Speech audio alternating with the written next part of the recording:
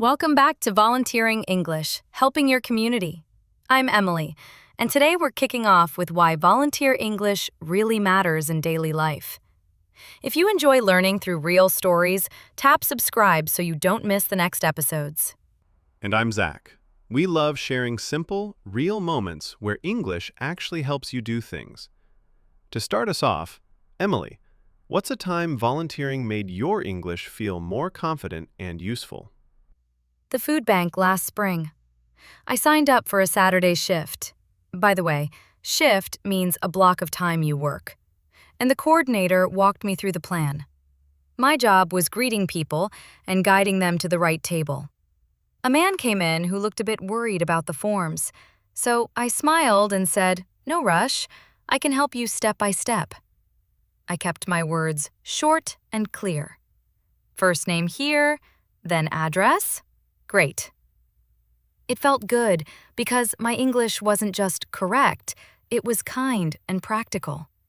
By the end, he was relaxed, and I felt more trusting of my own voice. That reminds me of a park cleanup I joined. I helped at the sign-up table, checking who RSVP'd. RSVP just means, please tell us if you can come. People arrived with different levels of English.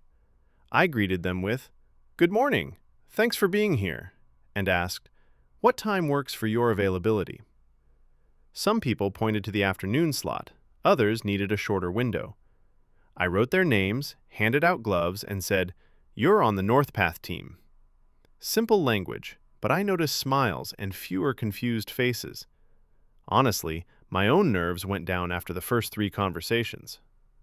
What I like is how volunteering creates real reasons to speak. You offer help, answer quick questions, and keep things moving. I remember saying to a teen volunteer, "Could you grab 2 extra boxes?" And to a visitor, "Do you have any food allergies?" Those small questions felt natural because the situation needed them. And each time I used a polite tone. "Please," "Thank you," "No problem." The conversation stayed friendly and easy. Speaking of that, safety and clarity matter too. We had printed guidelines. Guidelines are simple rules to keep everyone safe, like lift with your legs, not your back, and return tools after your shift. I'd say, gloves and trash bags are supplies on the table, and then check, any questions before we start? It's amazing how repeating one clear sentence can help 10 people feel ready. Quick recap. Volunteering gives you real conversations, useful words like shift, RSVP, and guidelines, and lots of chances to be polite and clear. If this sounds helpful, hit subscribe and share a comment about a volunteer moment you've had or want to try. Up next, we'll talk about signing up and asking smart, simple questions so you feel prepared from day one.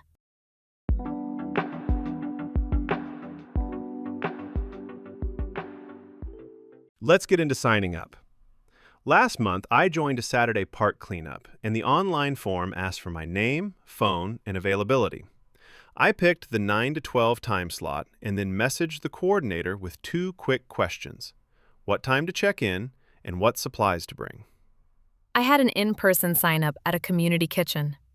I walked to the front desk and said, "Hi, I'm Emily. I'd love to help this weekend." I asked about orientation, the dress code, closed-toe shoes were required, and who the team lead was. They handed me a name tag and a clipboard with the sign-up sheet. To confirm mine, I sent a short email. Subject line, Saturday shift confirmation. I wrote, "Hi Maria, I'll arrive at 8:45 to check in." Check in just means tell someone you've arrived. I also asked, which entrance should I use? She replied with a small map and a reminder to bring water. I called my site and left a voicemail. "Hi, I'm Emily.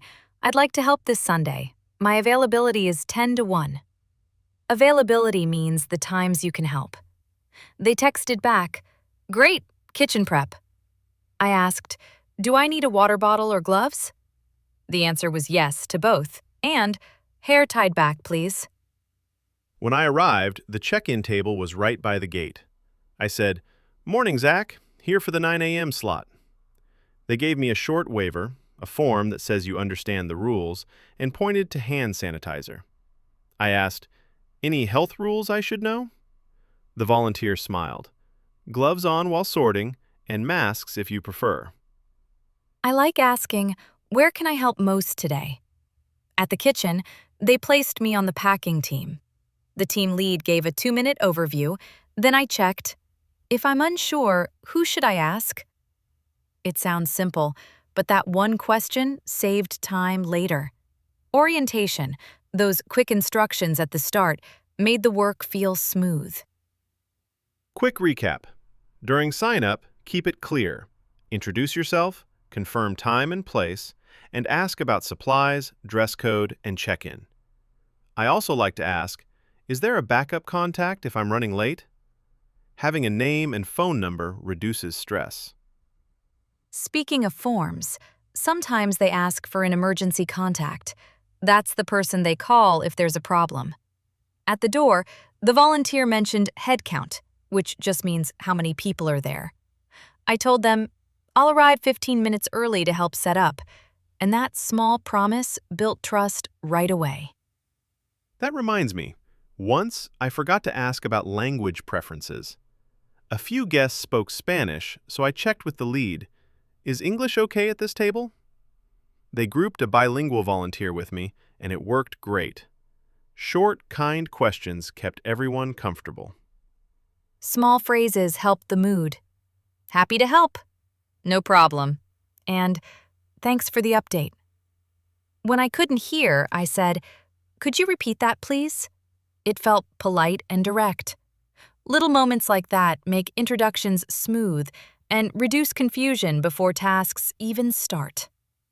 So, signing up is really about clarity. Who you are, when you're free, where to go, and what to bring.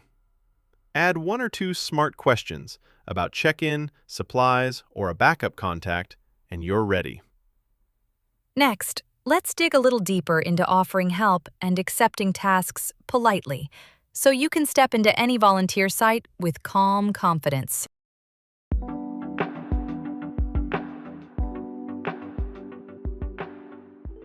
When I think about offering help politely, I remember a donation drive last month. I walked in, dropped my bag, and said to the team lead, "Where do you need hands most?" He looked relieved. I added, "I'm happy to pack or lift, whatever helps the flow." At the animal shelter, I tried something similar. I introduced myself, listened to the quick briefing, and then repeated back what I heard. Okay, I'll handle intake forms and then walk the small dogs. Intake just means the first steps when someone arrives. Repeating back kept us aligned. Clarity matters as much as kindness. I once asked, when you say sort by category, do you mean food types or expiration dates?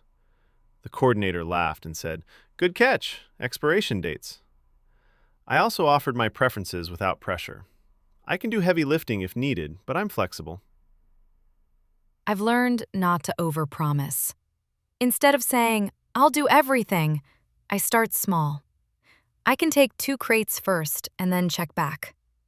Crates are sturdy boxes.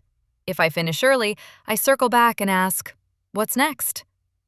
It sounds simple, but it builds trust fast. One time, they told me, "We're covered at the packing table." I didn't push. I said, "No problem. Where's the biggest gap?" They pointed to the donation intake line. I added, "I can float between stations." Float means move around to help wherever needed. With guests, offering help felt even more human. I told a woman carrying 2 heavy bags, would you like a hand? When she nodded, I said, after you, and held the door. Little courtesies, please, thank you, excuse me, soften the whole space and make people feel respected. Delegating politely is part of volunteering too.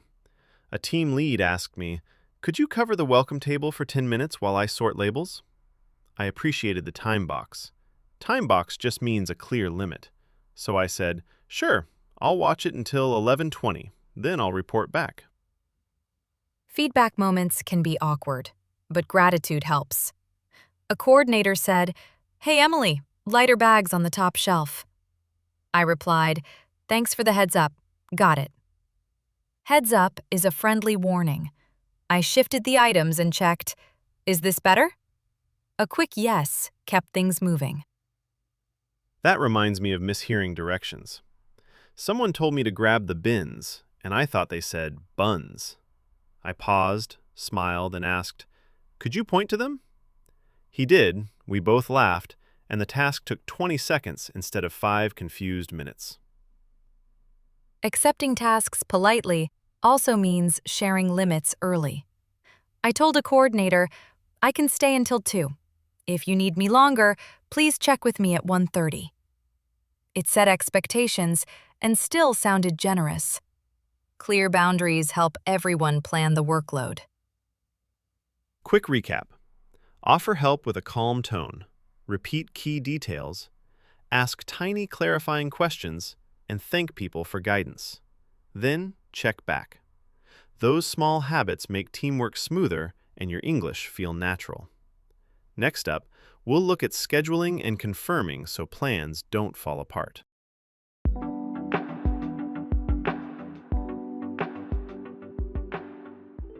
Scheduling seems boring, but it actually saves the day. Last weekend, a park event almost doubled the sign-ups, and I felt a mess until I sent a calendar invite with the address and check-in time. Suddenly, everyone knew where and when. For the charity run, I confirmed 2 shifts the day before. I texted, "I'll arrive at 8:45 and cover the welcome table until 10. That clear confirmation lowered my nerves and helped the team plan handoffs between roles. Morning of messages helped too. I wrote, "On my way, ETA 8:50. ETA means estimated time of arrival. That tiny update let the lead decide who would start the visitor line and who would prep signs. I had a train delay last month. I sent a quick heads up. Heads up is a friendly warning. Running 10 minutes late. Can I swap to the 10 to 12 slot? Because I offered a solution, they just replied, "Thanks, switch approved." Day before reminders are golden. I drop a message. Tomorrow's shift 9 to 12, East Gate check-in. Bring gloves, water, hat. I pin the calendar invite. It cuts the "where do I go" messages by half. After events, a quick follow-up keeps momentum. Follow-up means checking again after something. I emailed, "Thanks for today. Any notes for next time?" The coordinator shared one small change, and we improved the flow for the next weekend. Speaking of that, no-shows happen. I sent, "Just checking you're okay. We missed you today. Want to grab a spot next Saturday?" It's kind, not blaming. Sometimes people are sick.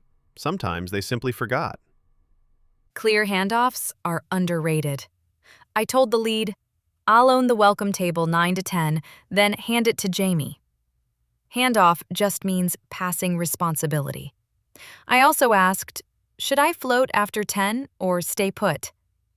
That tiny question avoided confusion. Quick recap. Schedule the time, confirm the place, and send short updates. Useful words: calendar invite, ETA, heads up, follow-up, handoff, reschedule. Short, polite messages keep energy high and problems small. I like a fast summary before we hang up the phone. So, tomorrow, 9 to 12, Eastgate check-in. Bring gloves and water. I'll text if I'm late. Did I miss anything?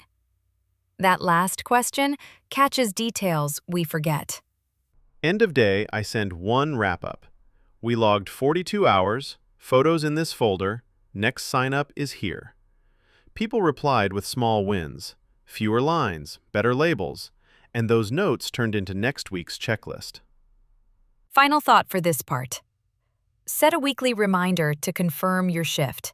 And if plans change, message early. A quick update beats a late apology. Next, we'll dig into asking for clear instructions and the safety phrases that make teamwork smooth.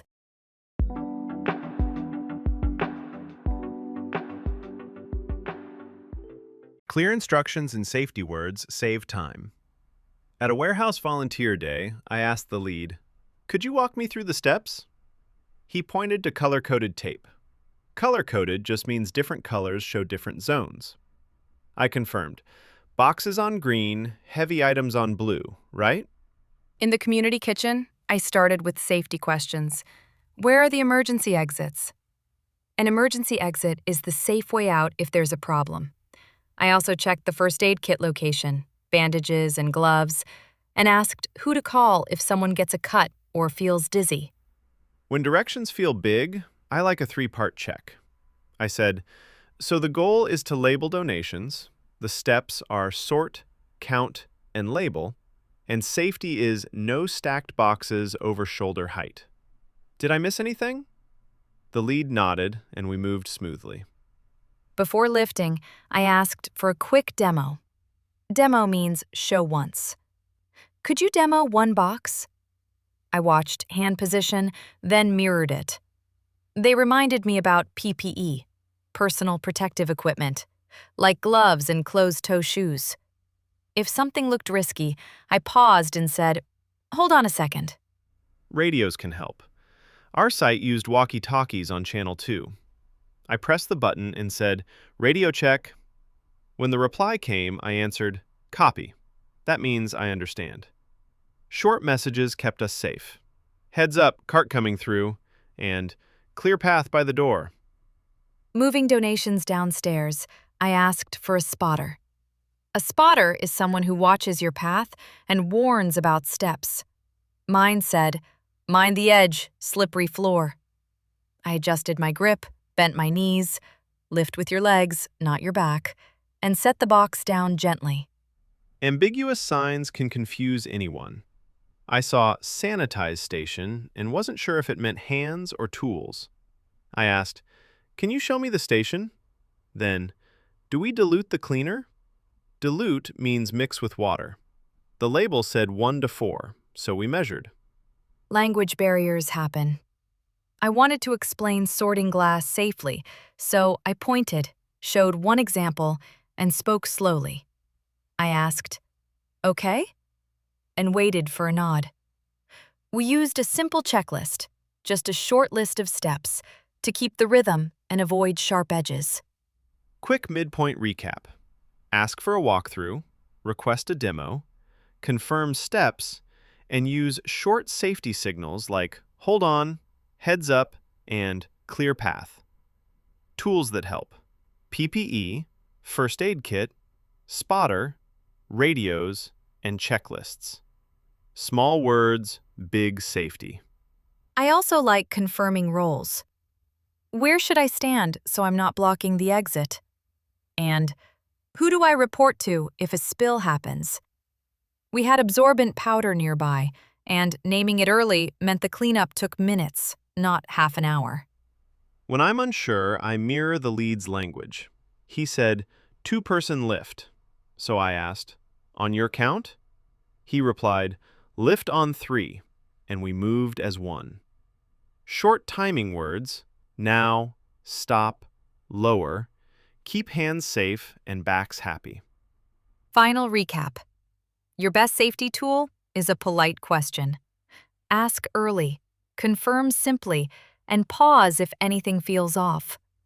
Clear words, slow hands, steady teamwork. Speaking of teamwork, next we'll look at giving quick updates, fixing small problems, and finding easy solutions together.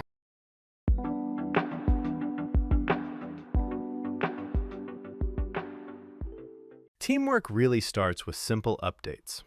At a beach cleanup, we did a 1-minute morning check-in. Status, blocker, next step. I said, "I'll set up signs by the south path. Blocker is missing zip ties. Next step is checking the tool bin." Because everyone used the same pattern, problems showed up fast, and the lead could shuffle people without drama. Speaking of that, the food pantry was packed last Saturday, and labeling became a slow point. I radioed, "Quick update, line forming at table 3, need a second labeler in 2 minutes. The lead moved one person, and the line shrank. A bottleneck is just a spot where work slows and everything behind it waits. Naming it out loud helped us fix it in seconds. Supplies can trigger small crises. We ran out of wide tape, so I suggested a workaround, meaning a temporary solution. I told the lead, I'll double strip the narrow tape and reinforce corners. He approved, I posted a note on the board, and I updated the radio. Labels stable again. Asking before changing the process kept things safe and consistent for everyone else. Tone matters when you ask for help. At the pantry door, I said, "Could you cover the entrance for 5 minutes while I reset the table?" I added a time box. "I'll be back by 10:40. And a confirmation. "I'll hand it back to you after that." Clear limits make yes much easier. And that tiny handoff kept traffic moving instead of piling up. Conflict happens too. 2 volunteers both wanted the front desk. I stayed neutral. Both of you are great at greeting. Let's split the hour. First half now, second half after 30 minutes. I also said, we're on the same team. The goal is smooth check-in. That small reframing cooled the mood, and they agreed. We set a timer and moved on. I try to listen for quiet problems. During a rush, I asked, "Any risks we're missing?" Someone whispered, "Wet floor near the cooler." We escalated it. Escalate means tell a leader quickly when something could cause harm. The lead brought a caution sign and towels. 2 minutes later, the area was safe, and no one slipped while carrying boxes. Mid-shift, I like a pulse check. We've cleared 60 bags. Next goal is 40 more in the next hour. Current blocker? Labels running low. Solution? Print on plain paper until the delivery arrives. ETA? 5 minutes. Short updates like that turn worry into action. People know what to do next, and the lead can reassign without guessing. Quick recap. Share short updates. Name the problem. Offer one practical solution and ask for help early. Useful words today: bottleneck, workaround, time box, handoff, escalate, ETA. When the team hears clear language, stress drops and progress speeds up. Next, let's dig into tone across email, chat, and on-site talk, so your kindness stays strong in every channel.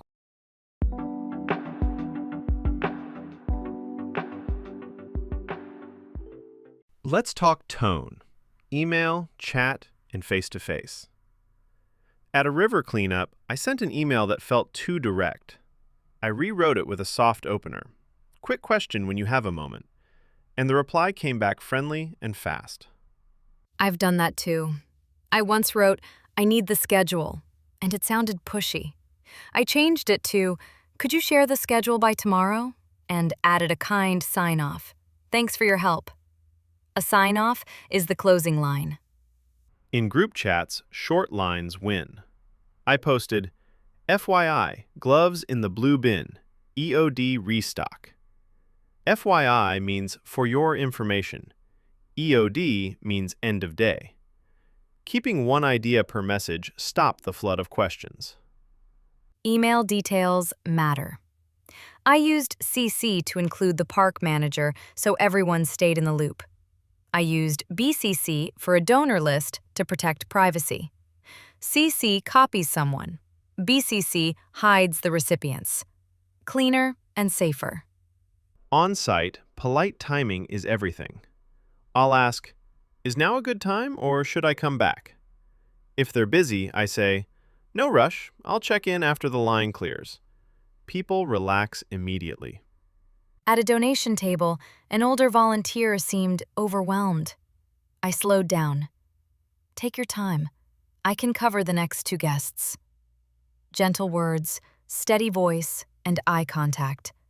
The whole corner felt calmer in 30 seconds. Disagreeing can still sound kind. I said, I might be wrong, but I think the labels go by date. Could we check the guideline? Guideline means the simple rules. Neutral words kept us focused on the task, not the person. Emojis help in chat. A quick thumbs up shows, I saw this. I often write, got it, handling labels at 10. Then add a check mark.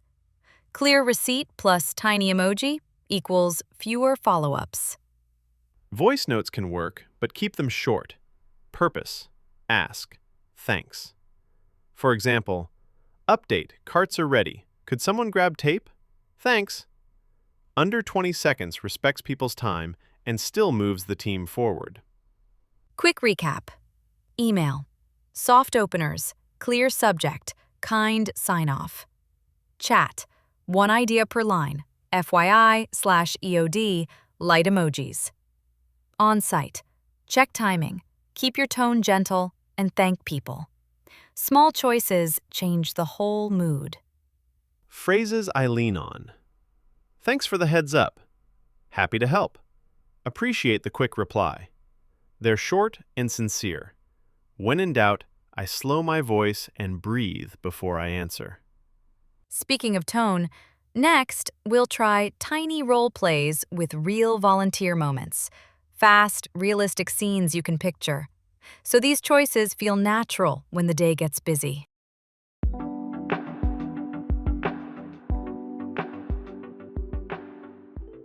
Let's try tiny role plays you can picture in your head. Scene 1. Check in at a river cleanup. I walk up to the table and say, "Morning, I'm Zach, here for the 9 a.m. slot." The volunteer smiles. "Welcome. Sign here, gloves on the left, water station straight ahead." I reply, "Got it. Thanks for the heads up." Scene 2. Clothing drive greeting. I stand by the door with a clipboard. Clipboard just means a board that holds paper. I tell a guest, "Good morning, come on in. Would you like a hand with the form?" She nods. I point to the first box, and we breathe slower together. Scene 3. Supplies question. I meet the coordinator by the tool bin and ask, "What's the top priority?" He says, "Set up signs, then refill bags." I echo back, "Signs first, then bags. Copy." Copy means I understand. He adds, "Radio on channel 2 if you need help." Scene 4. Quick walkthrough. A new volunteer looks unsure, so I ask, "Want a 1-minute tour?" I show exits, the first aid kit, and the sorting table. I say, "If anything feels unsafe, pause and call for a lead." Her shoulders drop. Clarity brings calm. Scene 5. Minor problem, fast fix. I notice, labels are running low. I radio, "Quick update. Labels nearly out. I'll print a small batch on plain paper as a workaround, okay?" Approval comes back, approved. I post a sticky note, then let the team know the station is stable again. Scene 6. Guiding a guest kindly. A parent arrives with 2 kids and heavy bags. I say, "After you." Hold the door and add, "No rush. We'll take this one step at a time." Small words, steady pace. The room feels lighter because the tone is gentle. Scene 7. Overflow area. I tell the lead, "The overflow shelf is full." Overflow means extra items that don't fit the main spot. I suggest, "I can shift light boxes to the bottom rack. Good?" He nods, and I flag the change on the whiteboard so everyone stays aligned. Scene 8. Safety words in action. Carrying a box downstairs, I ask for a spotter, a person who watches your path. She says, "Hold," then, "Lower on 3. We breathe, count, and set it down. Clear timing words protect hands, backs, and toes. Quick midpoint recap. Short scenes, short lines, strong manners. We checked in, asked for priorities, named problems early, offered small solutions, and used safety signals like hold, lower, and copy. That pattern turns stress into smooth teamwork. Scene 9. Language bridge. A guest points at the sign-up sheet, confused. I model the first line, then gesture. Name here, time here. I ask, okay? And wait. A nod. We finish together in under a minute.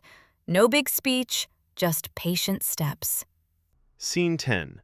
Handoff at shift change. I tell the next volunteer, I'll walk you through the desk, then it's yours. We review the checklist. I add, 2 guests waiting, supplies under the table, radio is on 2. Clear handoff, friendly smile, easy transition. Final recap. Greet, confirm, update, and hand off. Ask tiny questions early, thank people often, and let your tone carry kindness. Speaking of finishing strong, next up, we'll wrap everything with quick takeaways and a little motivation to get you out there helping.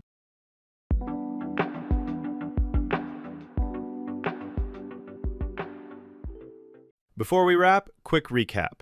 Volunteering gives real reasons to speak, signing up clearly, offering help with calm questions, confirming times, using safety language, sharing quick updates, and keeping a kind tone across email, chat, and face-to-face. My favorite moment this week was tiny. A guest whispered, "I'm nervous about the form." I slowed down, smiled, and said, "No rush." Language can be kindness. One gentle sentence changed her whole morning. Final advice, short and simple. Before any shift, check 3 things: where to check in, what to bring, who to contact if plans change. I also prepare a backup line. Running 5 late, ETA 9:05. Can I swap? If you want a micro plan, try this.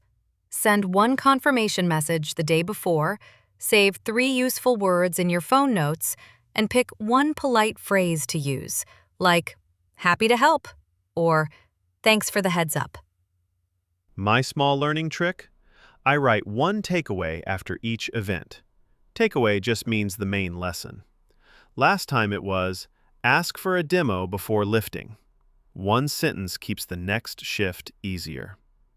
If you feel shy, start with the smallest helpful task. I tell the lead, "I'll begin with 2 crates and check back." Doing 1 clear thing well builds confidence fast, and people notice. And when you misunderstand something, happens to me, pause and ask, could you show me? A quick smile, a short demo, and you're back on track in seconds. No drama, just teamwork. Safety last reminder. Slow is smooth, smooth is fast. I confirm timing words. 2-person lift. On your count. Lower on 3. So hands and backs stay safe while we keep the line moving. Call to action.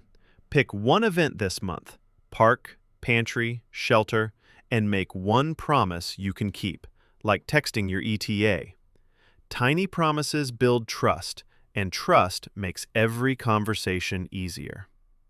Thanks for spending time with us today. If this helped, tap follow, share your volunteer story, and invite a friend. Clear words, kind tone, steady actions. That's how we help a community grow.